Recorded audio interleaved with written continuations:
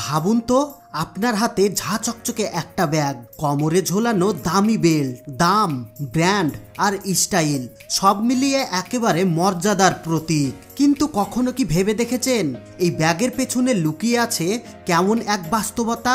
আজ আমরা দেখব কুমিরের চাষ শিল্পের গোপন দিক, বিলাসবহুল চামড়ার বাজারে ঝলমলে আলোর আড়ালে পড়ে থাকা কত জীবনের গল্প, কত অজানা বেদনা। আর এই গল্পের কেন্দ্রবিন্দু হচ্ছে চীন, যেখানে কুমির পালা, প্রক্রিয়াজাতকরণ আর রপ্তানি মিলে গড়ে উঠেছে এক বিশাল শিল্প। কুমিরের চামড়া দিয়ে তৈরি ব্যাগ, জুতো বা ওয়ালেট আজ শুধু ব্যবহার্য জিনিস নয়, বরং স্ট্যাটাস সিম্বল। যত দামি তত মর্যাদা, আর এই মর্যাদার টানে চাহিদা প্রতিদিন বাড়ছে।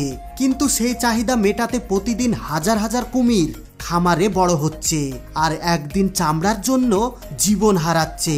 চকচকে শোরুমের সাজানো প্রোডাক্টগুলোর যাত্রা শুরু হয় একটা ডিম থেকে, একটা ছোট্ট খাঁচা থেকে। চীনে এখন কুমির চাষ করা কোনো ছোট ব্যবসা নয়, এটা একেবারে সংগঠিত ইন্ডাস্ট্রি। ডিম ইনকিউবেট হয় নিয়ন্ত্রিত তাপমাত্রায়, কুমিরের বাচ্চাগুলোকে দেওয়া হয় স্পেশাল খাবার যাতে তারা দ্রুত বড় হতে পারে আর ত্বক যেন নিখুঁত থাকে। তাই খামারে বিশেষ যত্নে কমানো হয় স্টেজ। চামড়া যত দাগহীন, গ্রেড তত উঁচু, দাম তত বেশি, মাংসও বিক্রি হয়। এটা পুষ্টিকর বলে খাদ্য শিল্পে জানা গিয়েছে, কারণ এই মাংসের মধ্যে অত চর্বি থাকে না। কিন্তু লাভের আসল উৎস হচ্ছে সেই চামড়াই। কিন্তু এখানে আসে বিতর্কতা।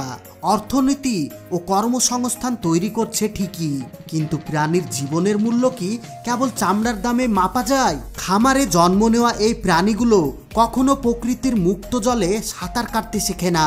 তারা বড় হয় কেবল এক উদ্দেশ্যে, চামড়া হতে। প্রশ্ন ওঠে, এটা কি ন্যায়সঙ্গত? একটা কুমির ফার্মে দিনের সূচি খুব নিয়ম মাফিক। এদেরকে সকালবেলায় খাবার দেওয়া হয়, পানি পরিষ্কার করা হয়, স্বাস্থ্য পরীক্ষা হয়। গাদাগাদি করে রাখলে ত্বকে আঁচড় পড়তে পারে, যার কারণে কমে যায় চামড়ার দাম। তাই খামারিরা খুব যত্ন নিয়ে সব কিছু চালায়, যেমন ডিম সংগ্রহ ও ইনকিউবেশন পুরোপুরি বৈজ্ঞানিকভাবে হয়। কোনো ভুল হলে পুরো কুমিরের ব্যাচ নষ্ট হয়ে যেতে পারে। এক কথায় এদের চামড়াগুলো নষ্ট হয়ে যেতে পারে। চামড়ার যাত্রা ফার্ম থেকে শুরু হয়ে যায় ট্যানারিতে। রাসায়নিক প্রক্রিয়ায় কাঁচা চামড়া বদলে যায় টেকসই, নরম, আকর্ষণীয় লেদারে। তারপর ডিজাইনরা সেটাকে কেটে সেলাই করে সুন্দর সুন্দর পণ্যের ডিজাইন করে। শেষমেশ সেই ব্যাগ বা বেল্ট পৌঁছে যায় ব্র্যান্ডেড শোরুমে, যেখানে শুধু একটা ব্যাগে লেখা থাকে কয়েক হাজার ডলারের দাম। আর এখানেই দ্বন্দ্ব, একদিকে বিদেশি মুদ্রা, কর্মসংস্থান, অর্থনৈতিক চাঙ্গা ভাব, অন্যদিকে প্রাণীর কল্যাণ, প্রকৃতির ভারসাম্য আর নৈতিক প্রশ্ন। কোনটা বেছে নেবেন, লাভ না নৈতিকতা? এর মধ্যে সবচেয়ে গুরুত্বপূর্ণ জায়গাটা আসলে আমাদের, এক কথায় ভোক্তাদের। বড় বড় ব্র্যান্ডগুলো আমাদের চাহিদা অনুযায়ী পণ্য বানায়। আমরা যদি নৈতিক সোর্সিং চাই, বিকল্প চাই, তাহলে ধীরে ধীরে বদলে যায় পুরো বাজার। বর্তমান দিনে বিকল্প কম নেই, যেমন synthetic leather, planet biobased leather, recycled material. এগুলো নিখুঁত না হলেও প্রাণী নির্ভরের শোষণ কমাতে এগুলো অনেকটাই কার্যকর। এই গল্প আসলে শুধু কুমিরের নয়, এটা আমাদের ভোগ সংস্কৃতির গল্প। কোনো কিছু লাক্সারি নাম পেলে তার অন্ধকার দিকগুলো খুব সহজে আড়ালে চলে যায়। এই আড়াল কিন্তু সরানোর দরকার আছে, যাতে আমরা বুঝতে পারি আসল মূল্য কিসের। আগামী দিনে নৈতিকমালা কঠোর হবে, ট্রান্সপারেন্সি বাড়বে, এমন প্রত্যাশাই করা যায়। যদি বড় বড় ব্র্যান্ডগুলো দায়িত্ব নেয় এবং ভোক্তারা সচেতন হয়, তাহলে বিকল্পে বিনিয়োগ বাড়বে, তাহলে শিল্পটা আরো মানবিক পথে হাঁটতে পারবে।